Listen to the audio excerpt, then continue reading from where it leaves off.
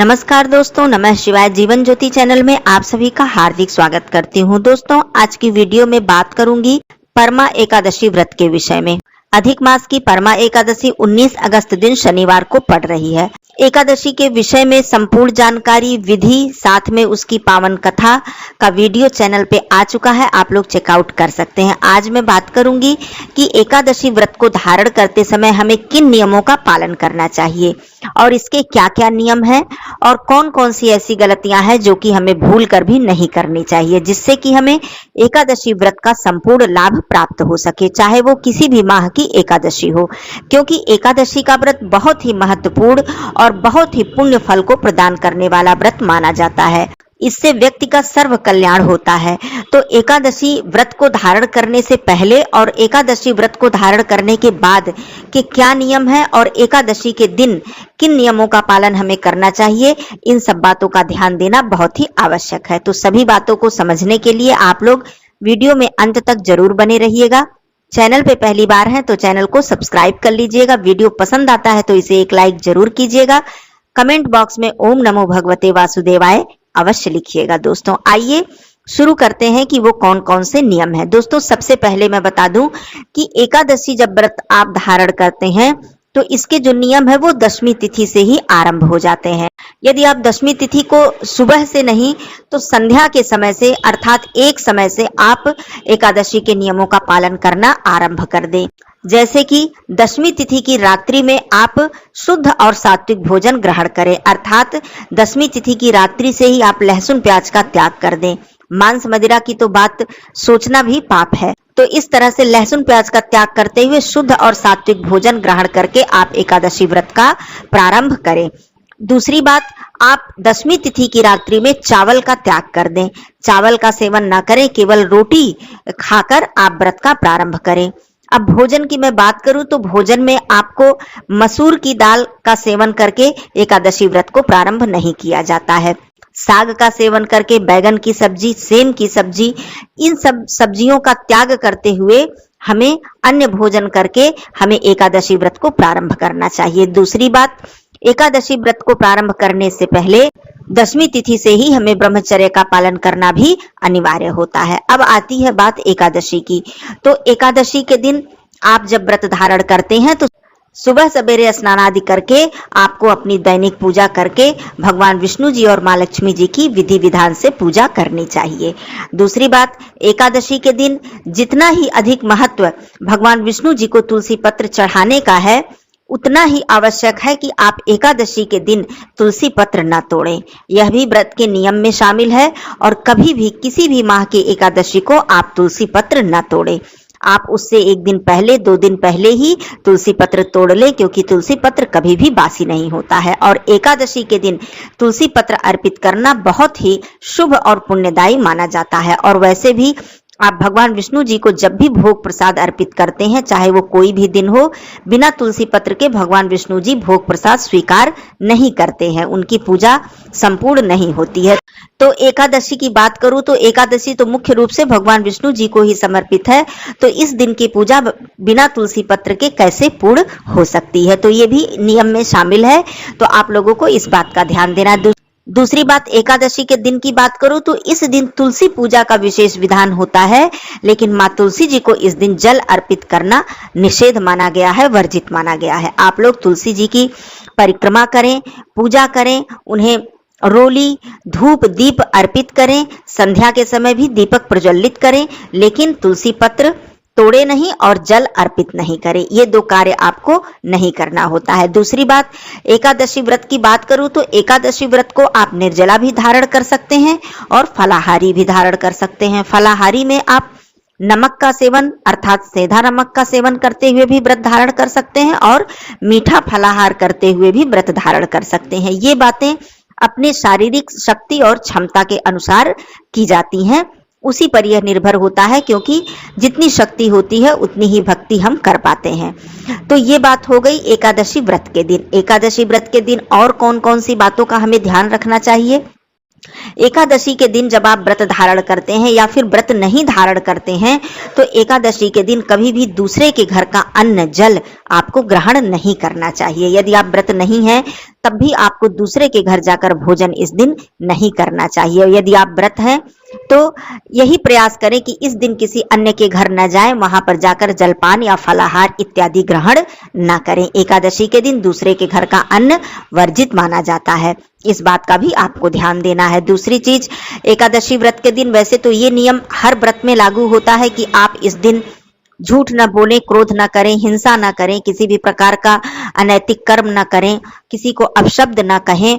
तो ये सारी बातें तो प्रत्येक व्रत में लागू होती हैं, क्योंकि कहा जाता है कि व्रत केवल हमें शारीरिक रूप से नहीं रखना होता है, हमें व्रत मानसिक रूप से, वैचारिक रूप से भी हमें व्रत धारण करना चाहिए।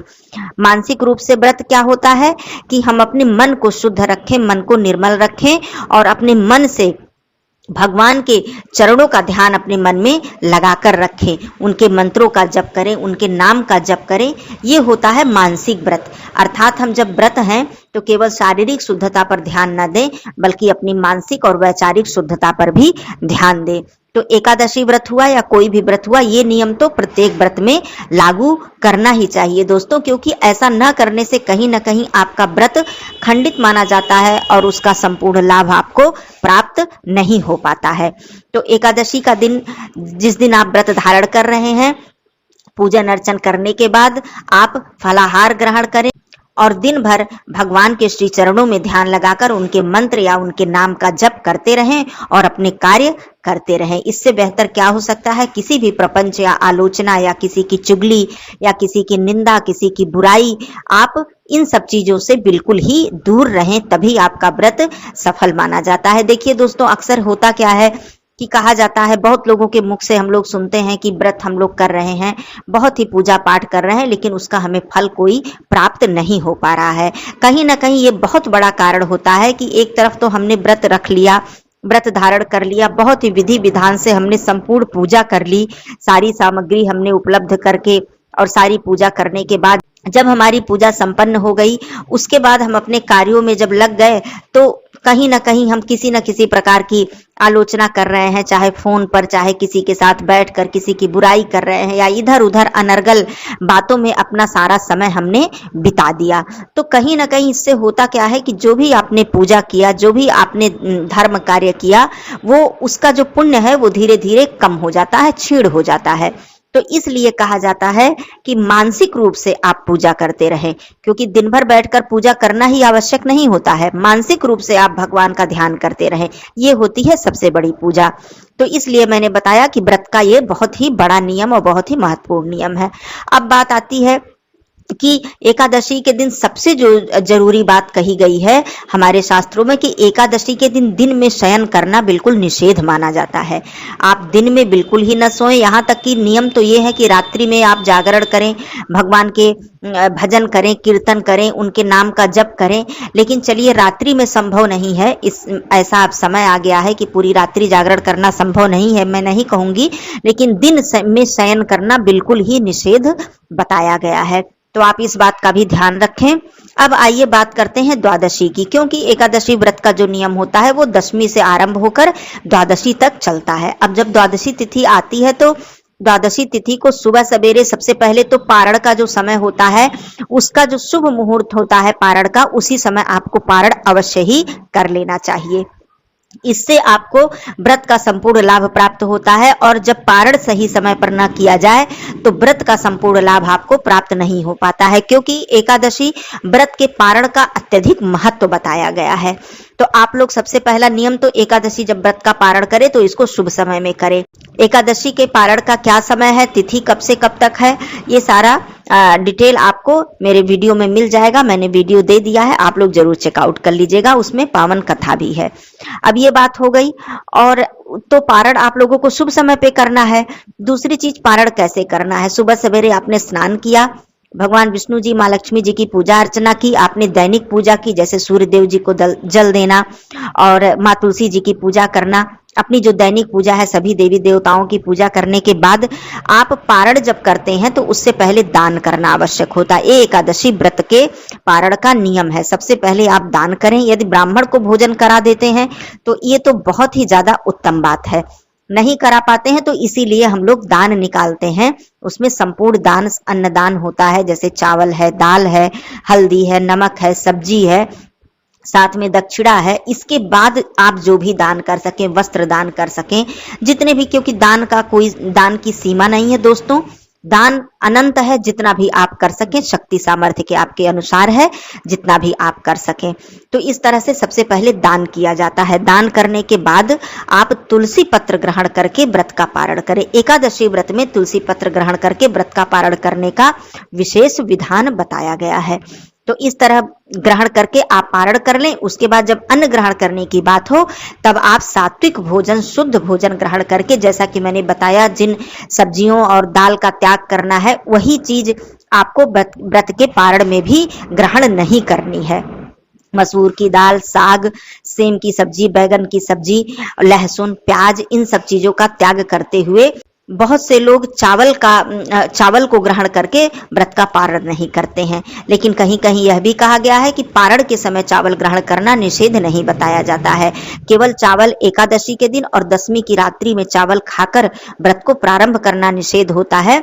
आप पारण चावल खाकर कर सकते हैं, लेकिन बहुत से लोग चावल खाकर पारण नहीं करते हैं। तो इसमें कोई बहुत ही ज्यादा विशेष विधि नहीं है। आप लोग चावल खाकर भी पारण कर सकते हैं, नहीं तो आप रोटी खाकर पारण कर लें, बाद में फिर चावल ग्रहण कर लें। दूसरी चीज, एकादशी व्रत के दिन व्रत कथा सुनना सबसे अनिवार्य माना जाता है। व्रत कथा अवश्य ही सुने, और व्रत कथा सुनने से ही व्रत संपूर्ण माना जाता है। तो ये सारे नियम थे एकादशी व्रत के। दशमी तिथि से लेकर द्वादशी तिथि तक आप लोग इन सारे नियमों का पालन करें और व्रत धारण करें। इससे आपको भगवान विष्णु जी और माँ लक्ष्मी जी की असीम कृपा प्राप्त होती है। तो सारी बातों का ध्यान रखें। फिर मिलती हूँ अगले वीडियो में। तब तक के लिए धन्यवाद दोस्तों। नमः शिवाय। हर हर महादेव।